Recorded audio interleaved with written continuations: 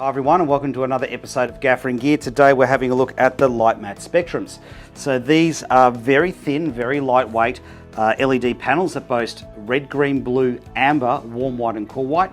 So as you can imagine from that, they have a massive CCT range from 2000 Kelvin all the way up to 11,000 Kelvin.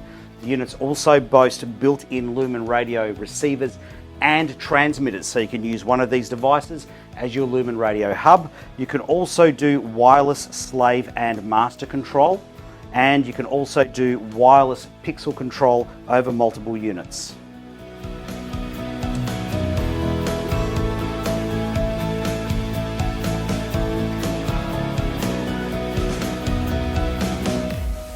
Alright, so before we get too carried away, I just want to point out that in the description below there is a timed index, so you can click on that and skip to sections that interest you. Also, there is instructions on how to do things like this sort of mode where you've got a graduation across 2 units. That's also written in the description below, so you can cut and paste it out if you need to use that on set. Alright, so I'll start off the review by saying that Lightgear did not send me these mats. I actually own them. I bought them with my own money, and I ordered them as part of the Kickstarter campaign, so I got a pretty sizable discount on them.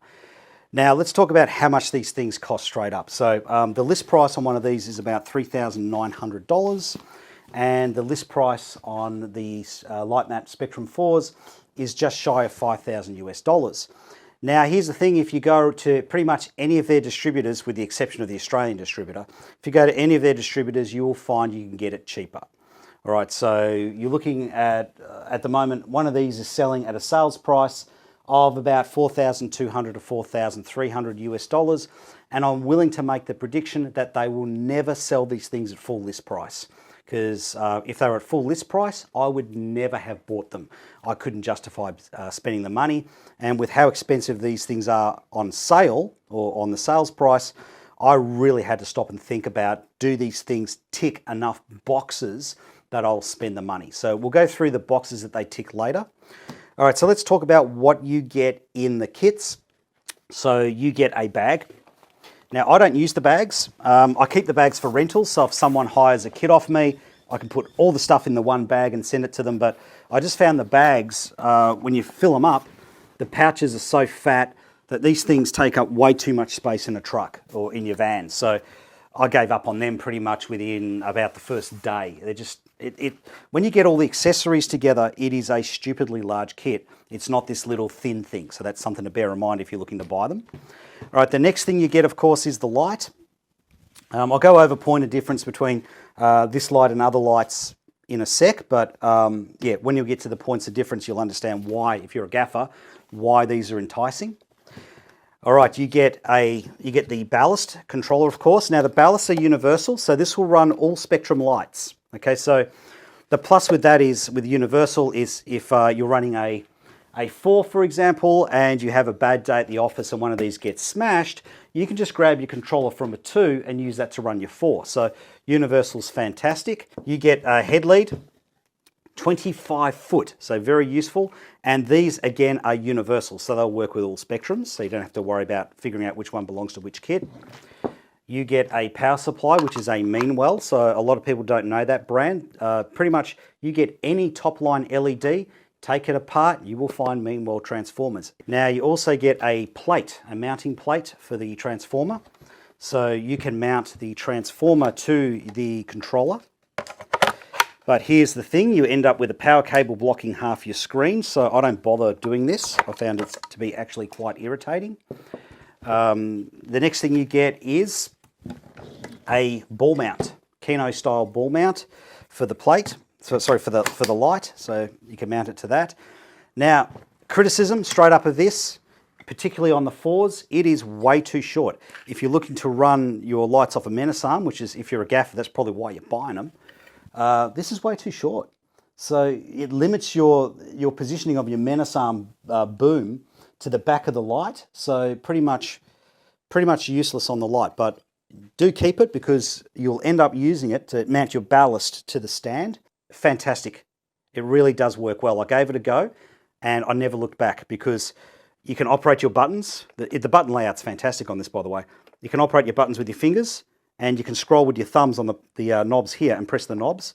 So when it's next to the stand down low like that, it is super fast operation. It is one of the best layouts I've come across for operating a light. So I really do mount it to the stands and use it like that all the time, but you're probably going to want to buy another one. Next thing you get in the kits is a poly skirt. So this is a soft box or softbox housing that just mounts to the front. So it's literally lightweight, made of core flute. Here's a tip for you though. This comes in a plastic bag that's heat sealed. Don't throw the bag out. Just cut it at one end and keep the bag, because if you don't, this is a nightmare, because this is 4 foot of Velcro and it's got both types. It's got the hook and it's got the loop. So it sticks to everything in your kit. Now, if you did throw the bag out, there are 4 foot bags you can get, and you probably have the plastic bags that your gel rolls come in. So I'm putting these in the gel roll bags when I store them. Otherwise, it's a total nightmare. So this is the poly skirt here attached to the front of the light. And look, that is not going to come off accidentally. It's really hard to deliberately take off. So there's no way it's going to come off on your set. And then your diffuser's attached to the front. Okay, so you get 3 diffusers. So you get a full diffusion, which is like a shimmer, a white, or a magic cloth. You get a half grid and a full grid. Now, your white point accuracy and your kelvins vary depending on which diffuser you're using. We'll cover that later in the video. And the last thing you get is a 90-degree louver, silver louver. Now, I was very skeptical of these because in the past, when I've had lights that come with these, the plastic louvers are total crap. But surprisingly enough, even though this has got a really fat back in terms of the cell walls, this thing transmits 88% of the light. Okay, so I didn't think I'd ever use these, but I use them a lot. Where I use them a heck of a lot is if I'm doing green screen and I'm using these things as back edges. 90 degrees gives me a wide enough spread, but it's tight enough that I'm not contaminating my green screen set with a different Kelvin light. So I'm really surprised. I thought these would stay in the workshop here, or I'd sell them on eBay to some other gaffer, or chuck them in the bin, but they actually have come in handy. Now, in terms of other bits and pieces that you're probably going to want to add to the kit, you're probably going to want a decent length arm. So I used a Kino flow one, so the mounting plates do take Kino. You're probably going to want some sort of battery system. So I've got these double V-lock battery plates that will run it. Now, if you've got your own like I did, you're going to need an adapter cable, because the power supply inlet on the ballast does not use 3-pin XLR, so it's got their own sort of type of connector. So you're going to need an adapter cable, so yet another piece of junk. If you're going to use the arm to attach to your light stand, then you're going to need a clamp for that, which I already had. You're probably going to want a clamp for your battery system as well to mount that to the stand. So we're accumulating bits and pieces. But here's the icing on the cake in terms of bits and pieces. If you want to do a firmware update, you have to buy a $50 specialist cable that connects between your USB outlet on your computer and the DMX inlet on the light. So I find it in 2020 a little bit backwards that a manufacturer is still using cables to update firmware and you still have to plug into a computer.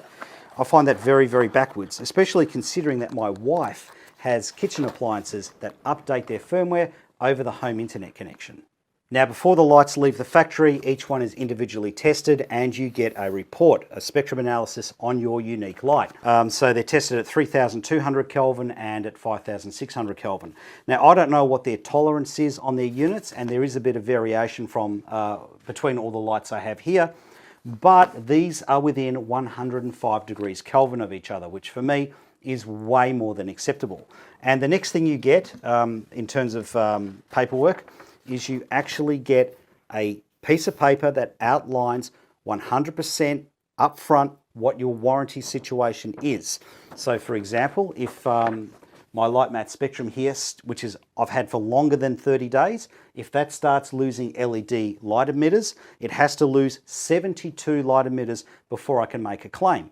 Now, 72 light emitters sounds like a lot, but not when you realize that that unit has over 5,000 LED light emitters on it, and 72 light emitters works out to 1.5%. Now, here's where I'm a huge fan of this. Most manufacturers, and I'm telling you from 100% experience here, most manufacturers with this sort of information, they give you a piece of paper in the box that tells you to make sure you read the online instruction manual before you use the light. This information is buried in that online instruction manual. So I have actually had the rude surprise of sending a light that I thought was under warranty with dead light emitters off to another manufacturer, only to get an €830 repair bill. All right, so let's get into the negatives straight up. So the first negative is clearly the price point. So for example, if these ones sold for $3,000 US, I would have bought 6 of them. But at the price they sell at, I could really only justify buying 2. I would love dearly to have more of them, but I can't justify the expenditure. So at the price point they're selling at, you're going to be buying the minimum amount you can figure you can get away with. Now, the next negative with these is if they are running and they are disconnected under load, so if it's turned on and someone disconnects the head lead, there is a chance that you could blow up the LED drivers. It brings me to my next negative. The head leads have these warning labels on them, telling you not to disconnect under load. So what's the problem with these? They are extremely pathetically built. Now, the next negative isn't a negative for me, and it's probably not a negative for gaffers who are looking to buy these, because we're buying them for a unique purpose. However, if you're looking to use these as an all-purpose general key light, they're probably not bright enough. So what I mean by that is if you want to put this unit through another frame, so maybe a 4x4 or a 6x6 frame, you might be struggling for light level a little bit. So they're not a good all-round purpose light. But for what they can do, for the boxes that they tick that no other light can tick, these are worth having in your kit. Okay, let's start going through the pros and the boxes that these things tick. So here we go. All right, this is the big point of difference. This mat has its LED drivers built in. So this one has 2 LED drivers. That's why it's called a 2L. So it's 2 drivers and the L stands for long. You can get a square unit as well. So 2 drivers. The 4 series up here, this has 4 drivers in it. Okay, so the drivers are built onto the back. Now, in most LED mat systems, the drivers are built into your control box. Okay, so what that means is when you do your settings, that's all sorted out down here, and then it sends the power to the LED emitters. The power from the LED emitters comes from the box down here. It is distributed at the box and then sent out. So the problem with doing that is if you've got a system like this, which is red, green, blue, amber, warm white, and cool white. So what's that? Red, green, blue, amber, warm white, cool white. 6 channels. Okay, so you would need a pin or a pin configuration in your head lead that has 12 pins, a positive and minus for each channel. Okay, and the core thickness of your cable would have to be thick enough on each one of those pins that it can send the full amount of power through. So you'd end up with a very, very fat cable. So on other brands where you're dealing with this sort of RGB configuration, the cable is about double the thickness, which gives you rigging problems. But that's not how these work. How these work is they only have 2 cores that deliver the power. Okay, so all of your power gets sent from your control box. All of the power gets sent up to the lamp head, gets up to the light, and then at this point it gets distributed. Okay, so you've got 2 cores on your head lead that send the power up, and the rest of the pins are data. Okay, now you also get another advantage with this system. All right, so at this point here where the drivers are, from this point onwards, the power gets distributed out in pulse width modulation, okay, which is the dimming system that LEDs run by. So at this point here, it's pulse width modulation, not at this point. Okay, so it goes all the way through your cables and then gets to this end where it goes to pulse width modulation. So what does that mean in English? Well, what that means is you can run incredibly long head leads. You can actually run up to 200 foot of head lead. So let's just go through that again. What does all that mean? Well, it means thinner cable for your rigging and longer cable runs.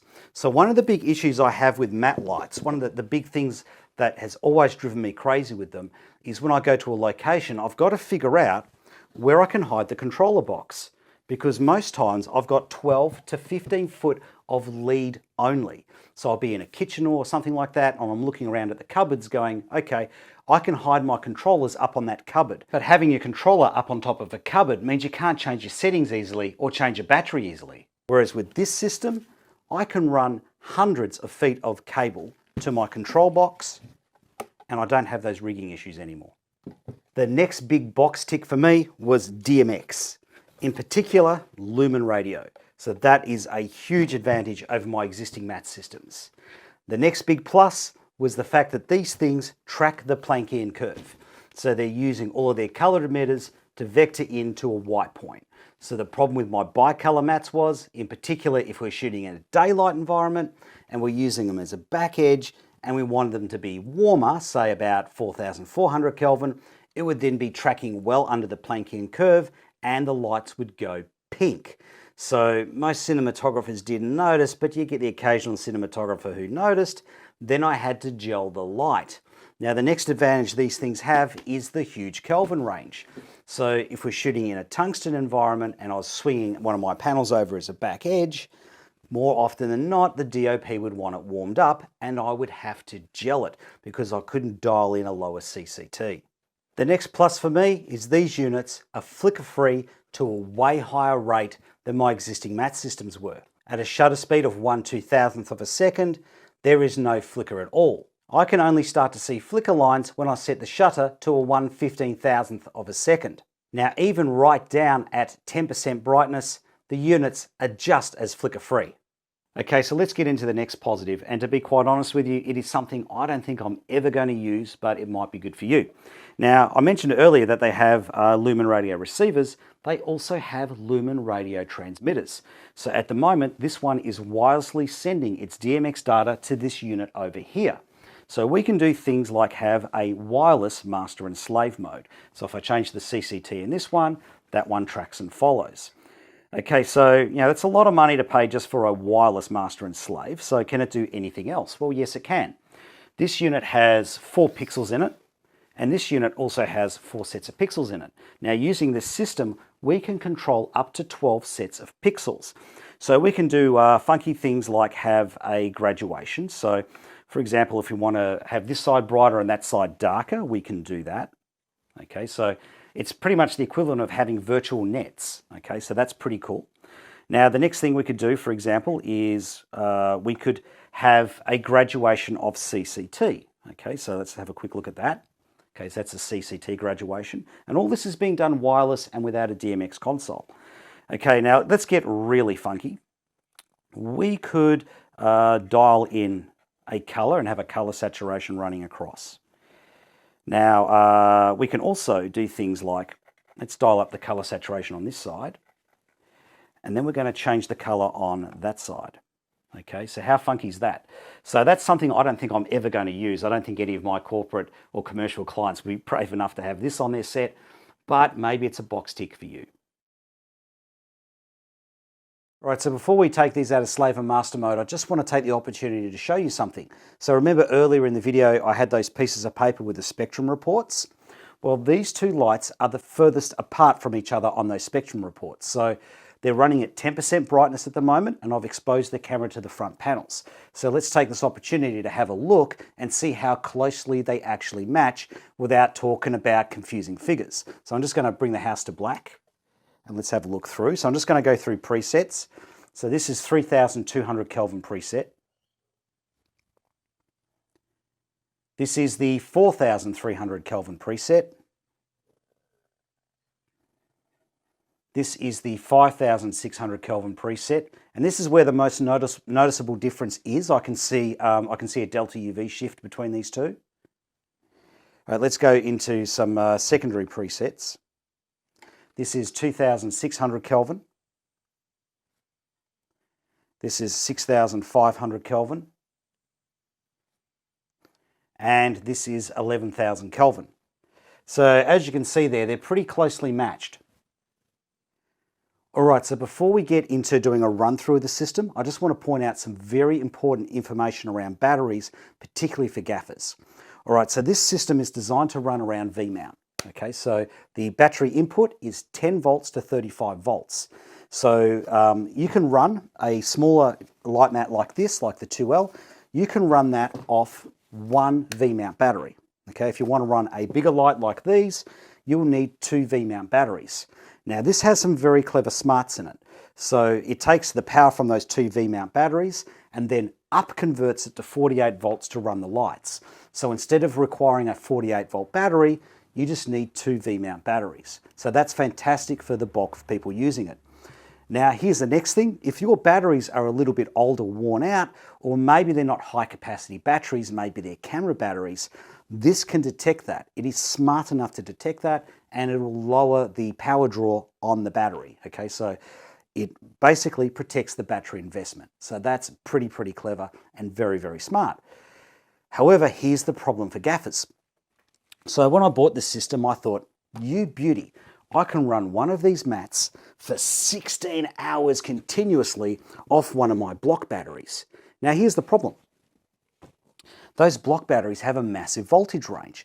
They are incredibly high voltage when they're fully charged, and when they're close to discharge, it's a very low voltage. There's a difference of about 25 volts. So to regulate that, I use inverter systems, DC inverter systems.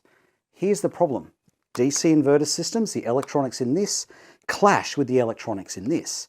So you get very high speed flickering when that happens. So now where this can also hit you is if you're using something like this.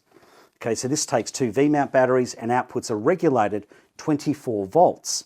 So this clashed with this. So initially when I tested it, I thought everything was okay because I just had the light sitting at 5,600 Kelvin at full power. It ran it for hours on end off 2 V-mount batteries. So I thought, you beauty, off to set tomorrow. This literally happened. I tested it the night before. So then when I got to set, I had the lights running at 100% brightness, no problem. And then we dialed in some plus green to match the overhead lights, and everything went haywire. That was the straw that broke the camel's back, and everything flickered at high speed. Okay, so if you hook it up to a battery system and it flickers at high speed, you know you've got electronics clashing with electronics. Now, if you have legacy systems like this, like I did, and this was designed for the first generation of KinoFlow LED lights, which had to run off 24 volt and had to be regulated, so that was designed for those. Here's a very simple solution for you. You don't need to regulate the power coming off the battery system. This does it for you. So all you need to do is open this up, strip out all the electronics, and just hardwire it. Okay, and the other advantage you get with that is you get rid of the noisy cooling fan. So it's not really an issue, but it is something to be aware of before you buy it. So you've got to think about how you're going to power it off your batteries. Now, the next thing to talk about is if you're running one of these and in the middle of your job, it starts high-speed flickering, which I tried to film, but my camera shutter couldn't match it. All that's happened is one of your batteries has gone flat before the other one. So don't panic if you see that. All right, so earlier in the video, I said as a negative that these things aren't all that bright. So they're probably not a good all-round light if you're a small operator and you don't have a lot of kit. So, I mean, at $5,000 US, you could buy an entire lighting kit. So I think it's a fair enough comment to make. So, but I thought I'd just clarify, how bright are they? Without giving you any fancy figures, let's just give you some real-world examples. So this shoot was in a chemist. So we're not competing with sunlight, and it's your typical indoor environment. Now we had 2 of these spectrums in an aisle, giving a side light to a lady who was 2 aisles over. Okay, so we had the lady walking up and down an aisle. We had an empty aisle next to it because we had a wide shot. And on the next aisle across, we had these 2 units supplying her with some shape, giving her some edge. Now, in that scenario, those lights were running at between 30 to 40% brightness. So that sounds like an incredible amount of light that we've got spare, only running at 30 to 40% brightness. But here's the catch. The reason they were running at 30 to 40% brightness is because I was running them through the quarter diffusion, so very light diffusion. Now, these units being 4 foot, just the size of them makes them soft. So you don't really need a dense diffuser on them. But here's where it's a tease. If we wanted to run a full diffusion, a very milky diffusion, then I wouldn't have had enough light. So that gives you an idea of where they sit light level wise. Now, when we went in tighter for our close-ups, this is where these lights can really hero, because I can just put them on C-stand arms and set them up as backlights. And you'll notice the light that's in closer is now running on a denser diffuser.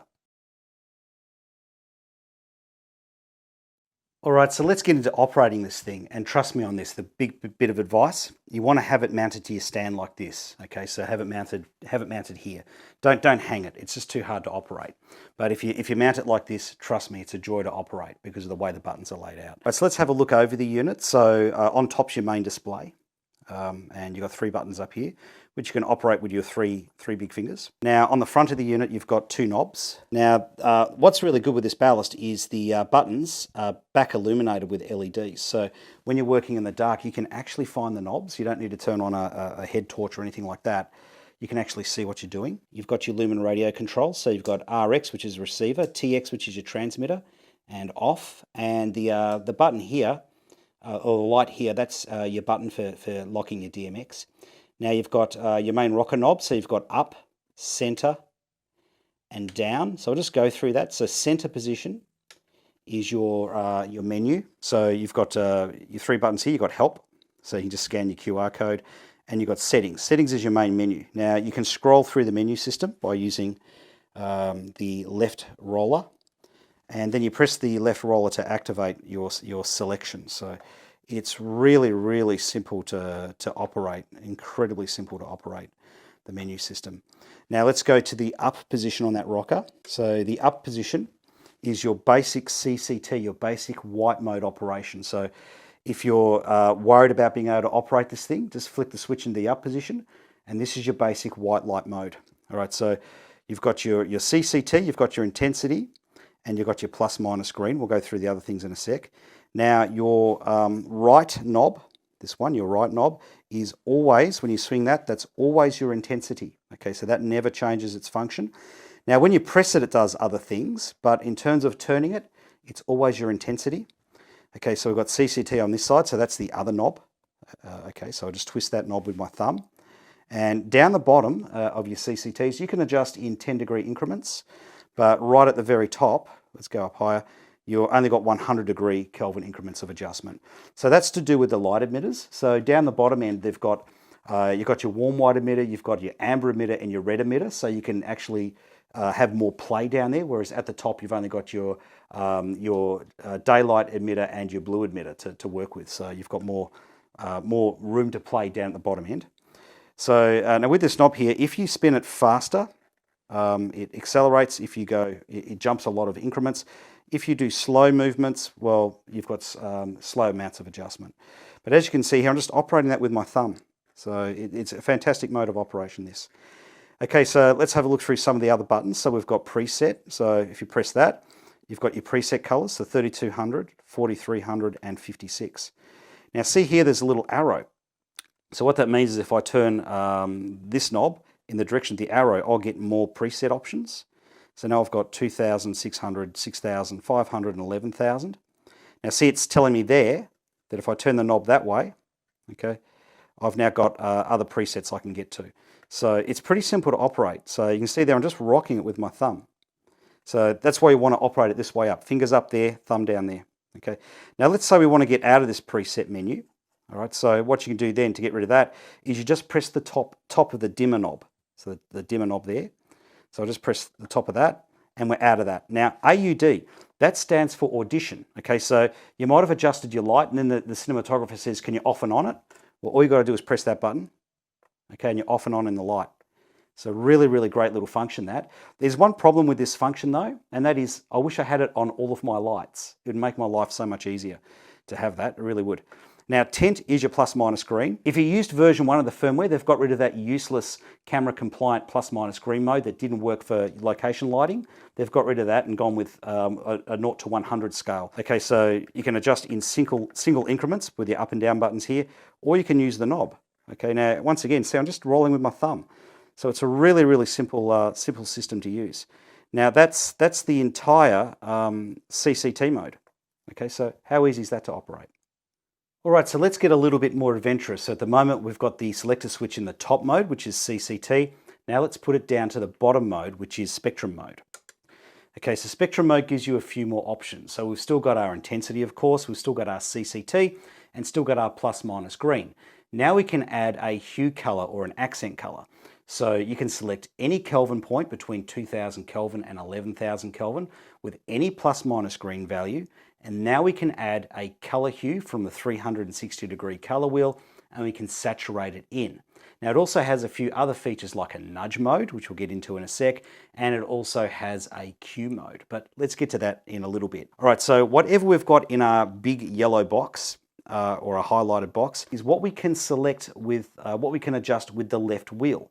Now, if I press the left wheel in with my thumb, we can change what's in that box.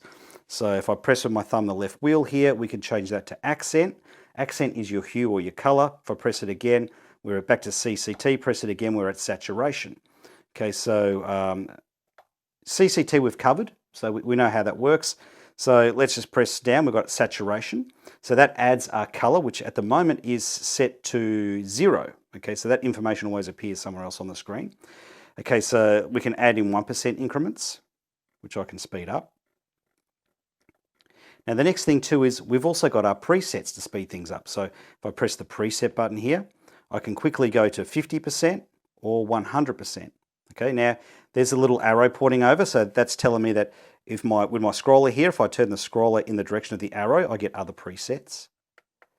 If I turn my scroller in that direction, okay, so just roll that with my thumb, I'm back to my other presets there. And if I want to leave my presets, I press the top of the dimmer button, okay, and I'm out of my presets. All right, let's change our color. So I just press the left button in, and now I can change my color. So I can do that in 1 degree increments. So I can go right around the color wheel, all 360 degrees. Now I've also got presets. So let's say I want to have a blue light somewhere in the blues. Okay, I press my presets. Blue is 240. Bang, there we go. And now I can exit the preset menu by pressing the top of the right button or the dimmer button. And now I can do 1 degree increment adjustments and find my color that way. Now presets, if I press that again, see it's got the little button telling me that if I rock my scroller in that direction, I get a second set of presets, which are my secondary colors. So that's, I forgot what that's called. That's magenta. I'm having a mind fart at the moment. What's that? Cyan, that's the word I'm looking for. And we've got yellow as well. Okay, so let's say we want something around magenta, then I can exit that preset menu and I can do fine adjustments. So you can really, really zip around. Okay, so let's have a look at the nudge function now. So what we'll do is we'll go to Kelvin, just because that's the easiest thing to explain on. Okay, so with the Kelvin, I can adjust it with my thumb here in increments slowly. I've got my presets as well. But if I hold down the left button for 3 seconds, I get the nudge mode. So let's just hold that down for 3 seconds, 2, 3. And now I can adjust my CCT increments with the minus button here or with the plus button here, which I can just do with my thumbs. So where that's really handy is if you're looking at a location monitor, or if you're looking at the lighting on set and you're not looking at the screen here, you can adjust down or up and you can feel what you're doing. Okay, you know you're going up in small increments. Okay, so let's have a look at the Q mode. So the Q mode is where you can save presets and then toggle between them. So I've already saved some things in here to make it easier to show. So to get into the Q mode, what you do is you press the dimmer button down with your thumb and hold it for 2 seconds. So I'll just do that now. Okay, and there's our Q mode. So we can save 3 Qs in this mode. So I've got 3200 saved in Q1. Now above the Q buttons is all the details. I've got 5600 saved into Q2, and I've got primary red saved into Q3. Now Q3 is different to the other 2 Qs. You actually have to hold the button down. Okay, as soon as you release it, it leaves that Q mode. So that's a handy little function to have. Now technically you could save a 4th Q. Okay, what you could do is you could leave the spectrum in another mode. Sorry, you could leave the light in spectrum mode to another setting and then exit the Q mode by pressing the button with your thumb, and you could use that as a 4th Q. So you can technically save 4 Qs. All right, so I'm going to show you how to save a Q now because the instruction manual is actually wrong. So let's say we want to save Q1 as primary blue. So let's go to saturation, turn that up to 100%. And then let's go to accent and select blue. Okay. Now if we want to save that in the Q mode, I'll just go back to the Q mode by holding down the dimmer button. Okay, if I want to save it to Q1, I hold down Q1 and then I press the left button in simultaneously and that'll save. It takes about 3 seconds. There we go, and it's saved. Okay, so I've got Q1 now as blue, Q2 as 5600 Kelvin, and Q3 as my red. Okay, now here's where I reckon I'm going to use Q3 a lot. Okay, I'm going to save Q3 as black. So what we'll do is exit the Q mode. Let's just turn our intensity down. Okay, go back into Q mode just by holding down the dimmer button. Okay, so press in the left button, hold down Q3. Okay, now it's saved to 0. So this is where I reckon I'm going to use it a lot. So I might have an actor come into a room and they've got to flick a light switch. Well, I can hold down the Q3 button, and when I see them flick that switch, I can release the button. So for example, click. Okay, so like the good old days with tungsten where you could do that really easy. All right, so let's get a little bit more complicated now and run this in graduation mode, which means we can use the 4 sets of pixel engines to run a graduation across. All right, so it's a little bit complicated. We have to go into the menu system. So let's get a start on that now. All right, so the first step is to flick the rocker switch to the center position, which then gets you into the menu system. Now press settings and scroll down to local control, click on that. Scroll down to pixel control, click on that, and then turn gradient on. Okay, now at this stage we haven't finished doing our setup because this is a universal ballast. So it can run a light mat with 1 set of pixels, 2 sets of pixels, 3 sets of pixels, or 4 sets of pixels. So this isn't necessarily set up to the right amount of pixels. So let's take care of that now. Okay, so scroll down to output settings, click on that. Scroll down to pixel handling, click on that. Now, if you know the right amount of pixels, you can just enter that in set pixel quantity. Okay, but let's assume you don't. Okay, so let's go back and we click on detect pixels.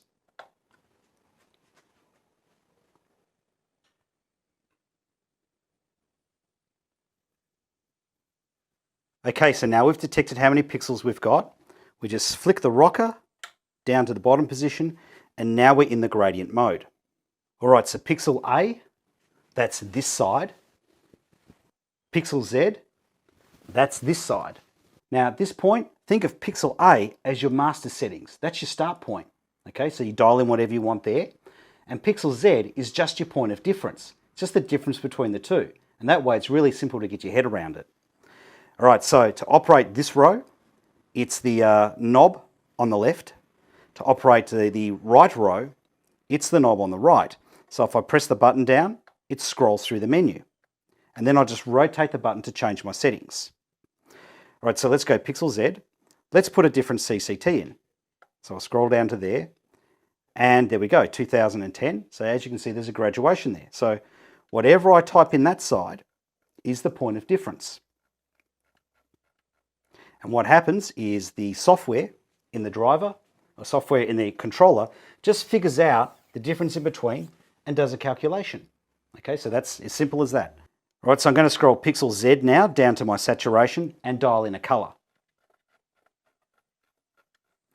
So we can run a color saturation. All right, let's dial in a color saturation on pixel A. So I just scroll down to that and then turn my knob, dial that in. And let's set a difference. Let's set pixel Z. Let's go down to our accent color and dial that in. All right, so this is where you can start having some fun. So you can start playing around with your accent colors. And it's very interesting to see where things change to and where things end up. So when you get to this mode, just have a play with it for about 30 minutes. Okay, so a lot of you are going to want to know how to get this effect to go over 2 or 3 units, how to graduate it across. And here's the thing. It does it over Lumen Radio DMX. All right, so before we can get into that, we need to cover how to use one of these as a receiver and one of these as a transmitter. And then we'll get into programming the DMX. So it's a little bit complicated. But if you're a gaffer, the logic will make sense once you know it. But if you're the Joe average user, it's probably going to confuse the heck out of you.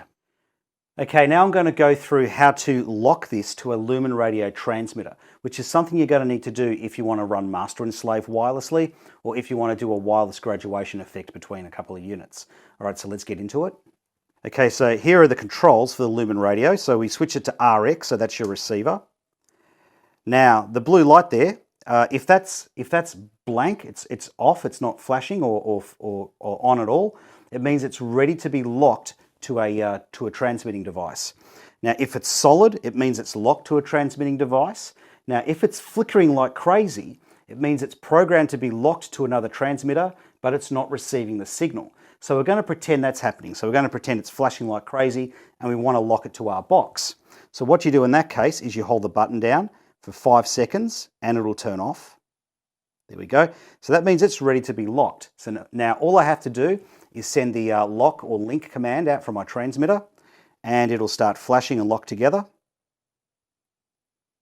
Takes about 3 to 5 seconds normally. Okay, now you see you've got a blue light here flashing, so that means it's receiving a DMX data stream, okay, and we're off and running. Now let's try using this thing as a Lumen radio transmitter to talk to other lights. And this is where I got stuck for a bit. I was missing a crucial step. All right, so let's have a look. Okay, so on your wireless DMX settings, you just flick it across to TX, which is transmitter. Now at this stage, you can actually hold that button down and send out a handshake command. Now remember on the previous section where we were setting up the receiver and you press the button until it doesn't flash? So at that point, if I send out the handshake command from this, the two will lock together. Now I'm just going to jump in here with a bit of information I missed. So someone's bound to ask, so I better point it out. At this point, if you feed a hardwired DMX signal into this device, it will transmit it out. So you can use this as your Lumen radio transmission hub. Now here's where I got stuck. This was clearly sending out a DMX signal and the other box was clearly receiving it. But whenever I put changes into here, it didn't transmit it over the DMX because I was missing a simple step.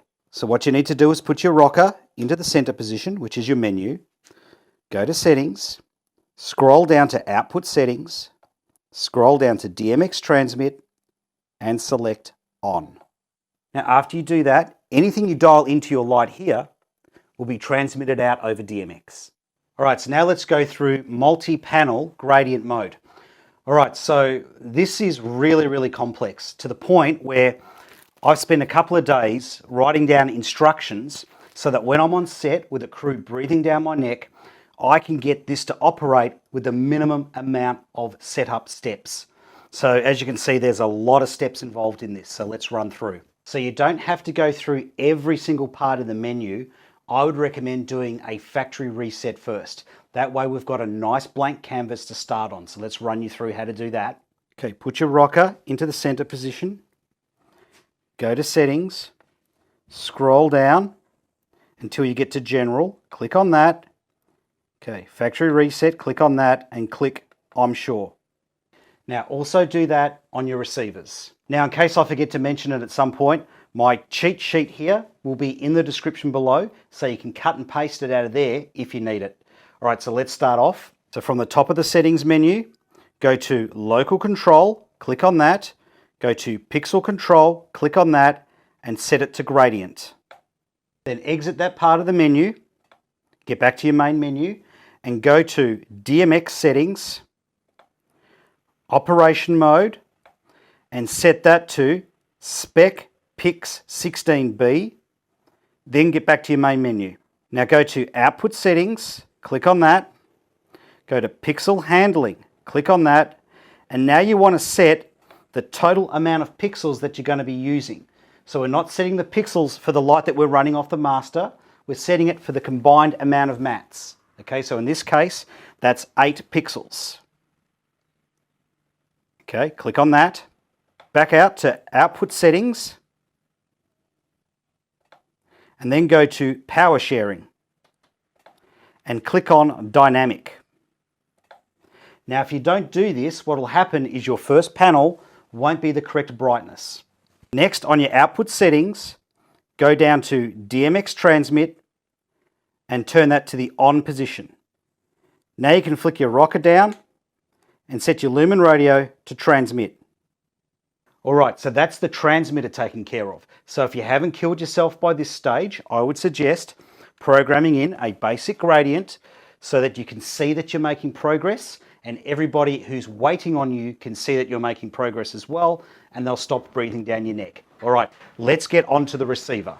Okay, so now we're onto the receiver and I've moved it from there over to here just so it's easier to explain things. So the first thing I would do is set your DMX, your Lumen radio, up to receiver, so switch it across to RX. Now at this point, if you need to do your handshakes, I would suggest doing that. So you hold the blue button down until it disappears. Okay, and then press the blue button on the transmitter, and the two should flash, which tells you that they're doing their handshake protocol at the moment. Now once it's finished doing its handshake, you'll have a solid blue light, and you'll have a flashing light here indicating you're receiving a DMX stream. Now let's get into setting up our DMX. So just press settings, go down to DMX settings, click on that, go down to operation mode, click on that, and then go all the way down to Spec Pix 16B, Now, after you've done that, you should have matching sets of panels. Okay, so they're in the same mode, doing the same thing. All we need to do now is set our DMX address for the first load of pixels. So for every set of pixels you've got prior, that's 9 DMX addresses. So this has 9 times 4 DMX addresses, so that's 36. So this one must start at 37. So we just dial in 37 as our DMX address, and then we're done. Okay, so back up into your DMX menu, go down to DMX address, and set that to 37. And gold, there we go. Okay, now you've got your Lumen radio running, you've got your controls going, everything is looking funky and fun.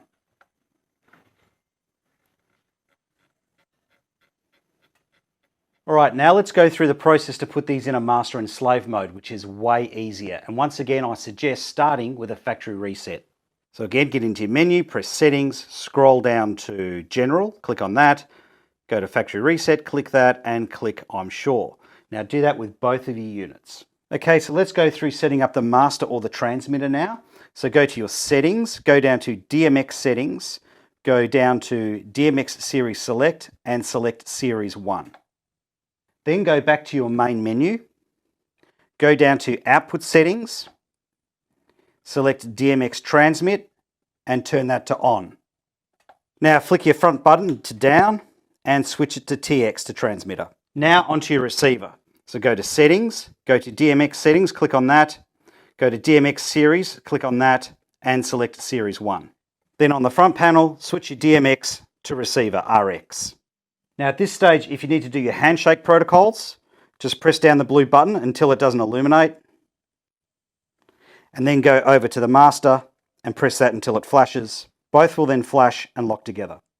Now anything you dial into your master will go across to the slave. Okay, so let's have a quick run through of the menu system. So let's go to settings, local control, and operation. So you've got 3 choices here. You've got hybrid plus, which is a bicolor mode with extended CCT range. So the reason you'd select this is if you want a big CCT range, but you don't want to be tying up DMX channels with RGB functions that you're not going to use. Okay, the next thing is true hybrid. So true hybrid is a bicolor mode just using the warm white and cool white emitter. So you can use this to color match to say existing Litemat product, or if you're in an environment that's only using bicolor lights, this can help you match a bit better. And spectrum mode is the last option. So that's your full color gamut mode. All right, so let's back up in the menu and go down to color space. So you can select whether your color modes are running to Rec 2020 color spacing or Rec 709 color spacing. So that's to be camera compliant. Okay, next down is pixel control, and you can have this running as a basic matte or set it to the gradient mode. Okay, next thing in the main menu is DMX settings, so we don't really need to go through that. Next one is output settings. So the first one is pixel handling, so we've been in there, that's where you set how many pixels are running. The next one is power limit, so you can select the maximum power draw of the unit. So if you're running off batteries, for example, and you need to run the units lower than normal to extend your battery life, you can set the maximum in this so that your assistants don't accidentally turn you up too much and finish your shoot prematurely. Okay, next is power sharing. And power sharing is to do with the how the power is managed going to the pixels.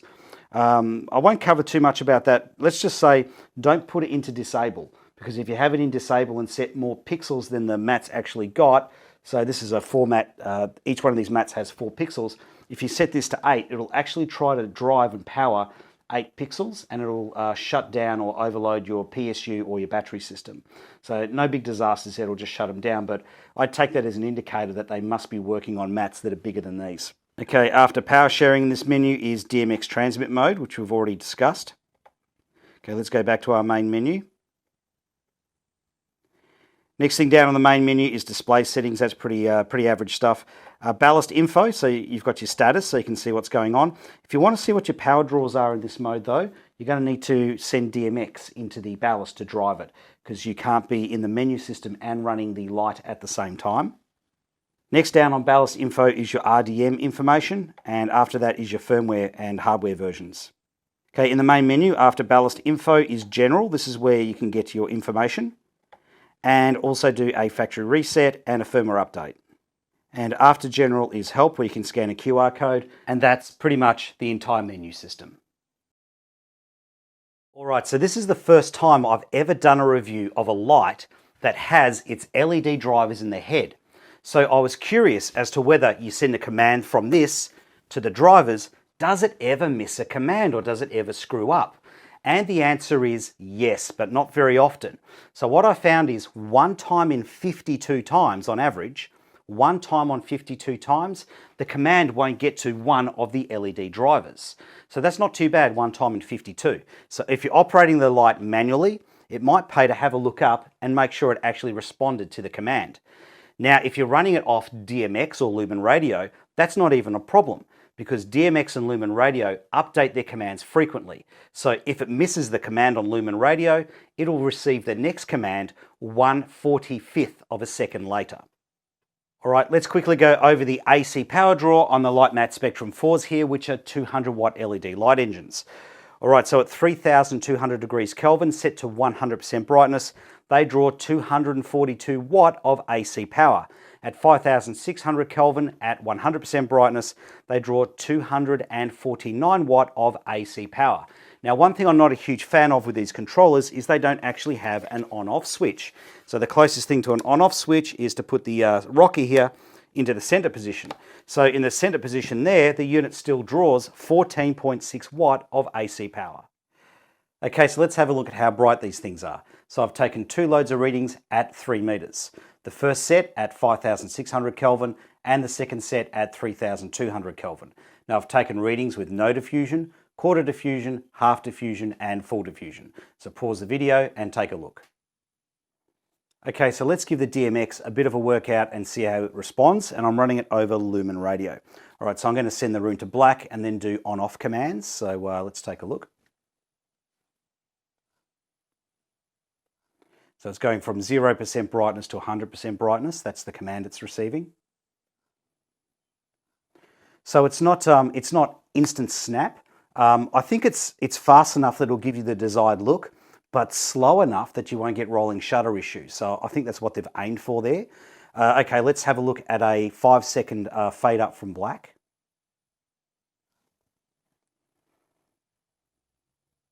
And a 5-second fade down.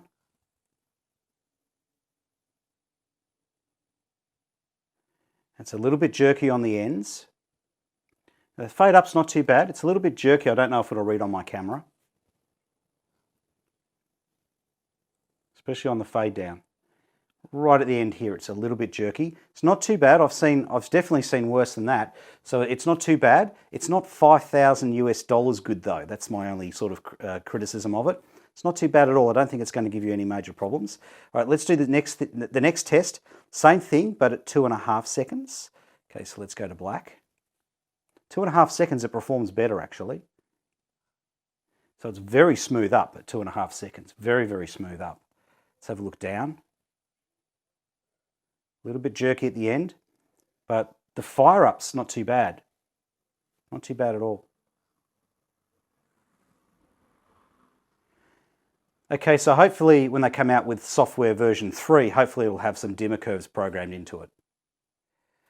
All right, so let's go through the technical data, and I'm going to give you two sets of technical data. So one set of technical data is with no diffusion, and the other set of technical data is with a full diffusion on, because the diffusion actually changes the delta UV point, which is the plus minus green, and it actually changes your Kelvin.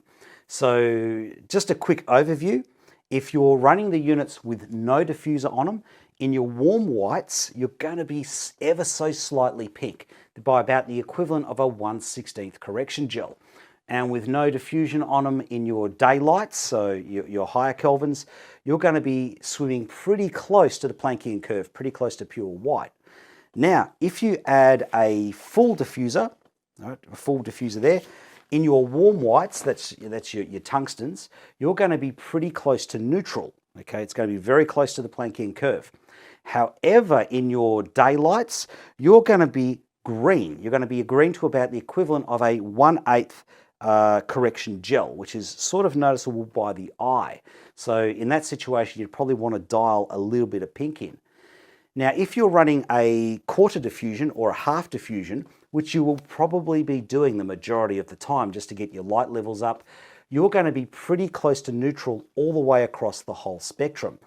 In fact, in the sections where you're green and the sections where you're pink, you're going to be so close that if you're trying to correct it with a plus minus green and a color temperature meter or a color spectrometer, it'd be the equivalent of hunting unicorns with a color spectrometer. You're wasting your time. I wouldn't bother.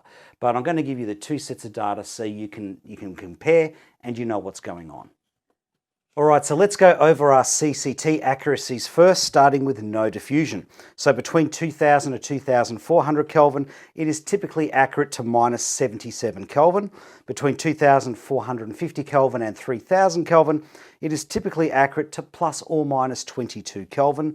Between 3050 Kelvin and 4000 Kelvin, it is typically accurate to plus 29 Kelvin. Between 4050 Kelvin to 4500 Kelvin, it is typically accurate to plus 77 Kelvin.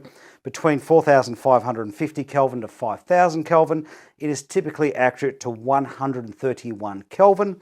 And between 5050 Kelvin to 6000 Kelvin, it is typically accurate to plus 214 Kelvin. Now with a full white diffusion, the light gets slightly warmer. Between 2000 and 2500 Kelvin, it is typically accurate to minus 112 Kelvin. Between 2250 Kelvin to 3000 Kelvin, it is typically accurate to minus 27 Kelvin. Between 3050 Kelvin to 4000 Kelvin, it is typically accurate to only plus or minus 18 Kelvin. Between 4050 Kelvin to 5000 Kelvin, it is typically accurate to plus 56 Kelvin, which isn't too bad. And between 5050 Kelvin to 6000 Kelvin, it is typically accurate to plus 44 Kelvin. All right, so let's have a look now at color render, starting with SSI with no diffusion. So at 3200 Kelvin against the 3200 standard, it came in at an 83. At 5500 Kelvin, tested against the CIE 55 standard, it came in at 72. Now surprisingly, the SSI scores were marginally better through the white diffusion. At 3200 we scored an 84, and at 5500 Kelvin it scored a 73. Alright, let's have a look at our TM30 color vector analysis, starting with no diffusion. And I've broken this up into the sections where there is the most change. At 2000 Kelvin the unit scores a pretty ordinary 78, and as you can see the color vector is way out of shape. By the time it gets to 2400 Kelvin, that has crept up to a color score of 88. Between 2450 Kelvin and 3000 Kelvin, it has a low score of 90, right down at 2450, and by 2700 Kelvin, it's worked its way up to 94. Between 3050 Kelvin and 4000 Kelvin, the average is a 93.35, which is very respectable. And from 4050 Kelvin all the way up to 5650 Kelvin, it scores a consistent 93. Now let's have a look at the color scores with a full diffusion. At 2000 Kelvin, it scores a pretty ordinary 77, and the color vector is way out of shape. Now by 2500 Kelvin, that has jumped up to a score of 98, and by 2550 Kelvin, it's jumped up to a very respectable 92. Now between 2600 Kelvin and 4000 Kelvin, it's a very respectable 93, and then from 4000 Kelvin up to 6000 Kelvin, it's a 93.5 average. And just for giggles, at 11,000 Kelvin, it comes in at 87%, regardless of whether it's got diffusion or not. Okay, let's go over our delta UV results, which of course is our plus minus green. And this is where there's the most variation in this unit. So let's have a look at no diffusion first. So between 2000 and 2400 Kelvin, there was a bit of variation. The worst result was minus 0.0033, which is a bit more than a 1/8 correction gel. The best result was minus 0.0012, which is about a 1/16 pink, which means it's imperceivable. Now between 2450 to 3000 Kelvin, it averaged about 0.0015, which is a little bit more than a 1/16 correction gel, so again imperceivable. Now between 3000 and 4000 Kelvin, there was quite a bit of variation. The worst result was minus 0.0028, which is about a 1/8 correction gel in the pink, so it's just perceivable. Now, on its best result in this range was minus 0.0011, which is about a 1/16 correction gel, so not really perceivable. Now between 4050 Kelvin and 5000 Kelvin, it was ever so slightly pink with a delta UV score of 0.0016, which is about a 1/16th correction gel. And between 5000 to 6000 Kelvin, it was pretty close to the Planckian curve, so its result underneath, its lowest result was minus 0.0007, which is very close to pure white. And in terms of the greenest it got was plus 0.0013, which again is about a 1/16th correction gel equivalent. Okay, now let's have a look at the results with a full diffusion on. So between 2000 Kelvin and 3000 Kelvin, it is extremely close to the Planckian curve. So the most pink I recorded was a result of minus 0.0005, which would be about 1/32th correction. And the most the most green it was plus 0.0004, which is imperceivably green. Now between 3000 and 4000 Kelvin, it was green to about the average of a plus 0.0010, which would be slightly less than a 1/16th correction gel. Now between 4000 and 5000 Kelvin, it was out on average by plus 0.0025, which is about the equivalent of a 1/8th correction green. And in the daylights, you don't need a color spectrometer. If you have it next to another light, you can clearly see it is slightly green. So between 5000 to 6000 Kelvin, it came in at an average of plus 0.0048, which is about the equivalent of a 1/4 correction green. Now I just want to point something out here with these results. If you run a lighter diffusion, say like a quarter diffusion or a half diffusion, it won't be that green. It'll be back down around a 1/8th to a 1/16th.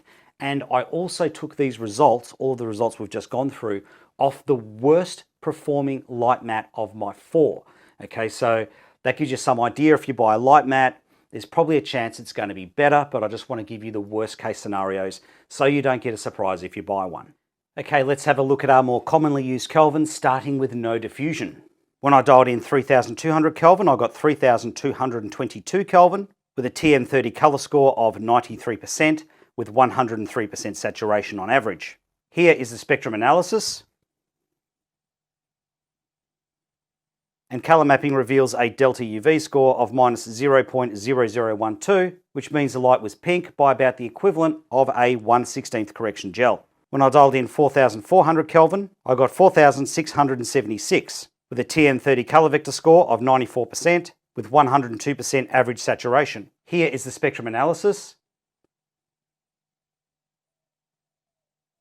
And the delta UV score was plus 0.0025, which means the light is green by about the equivalent of a 1/8th correction gel. When I dialed in 5600 Kelvin, I got 5838 Kelvin with a TM30 color vector score of 93% with 97.4% saturation. The delta UV score was plus 0.0010, which means the light was ever so slightly green by less than the equivalent of a 1/16th correction gel. Now let's have a look at those Kelvins again, but this time with a full diffusion. When I dialed in 3200 Kelvin, I got 3147 Kelvin with a TM30 color vector score of 93% with 102% saturation. Here is the spectrum analysis. And the DUV point was very, very close to pure white at plus 0.0004. When I dialed in 4400 Kelvin, I got 4454 Kelvin with a TM30 color score of 93% with 101% saturation. Here is the spectrum analysis. And the delta UV score is plus 0.0030, which means the light is green by roughly the equivalent of a 1/4 correction gel. When I dialed in 5600 Kelvin, I got 5561 Kelvin with a TM30 color vector score of 93% with an average of 100% saturation. Here is the color spectrum analysis. And the white point is off by a staggering DUV of plus 0.0057, which means it is green by the equivalent of a 1/4 correction gel. All right, let's have a look at how this thing dials in color vectors and saturations, starting with the primary colors. Red, which should be 0 or 360 degrees, came in at 1 degree. Green came in smack on at 120 degrees. Blue is smack on at 240 degrees. All right, now let's have a look at how it dials in its secondary colors. Yellow, which should be 60 degrees, came in at 68 degrees. However, like most LEDs, it does look green. Cyan, which should be 180 degrees, came in at 167 degrees. And magenta, which should be 300 degrees, came in really close at 302 degrees. Now let's have a look at how they dial in their primary colours with a 50% saturation.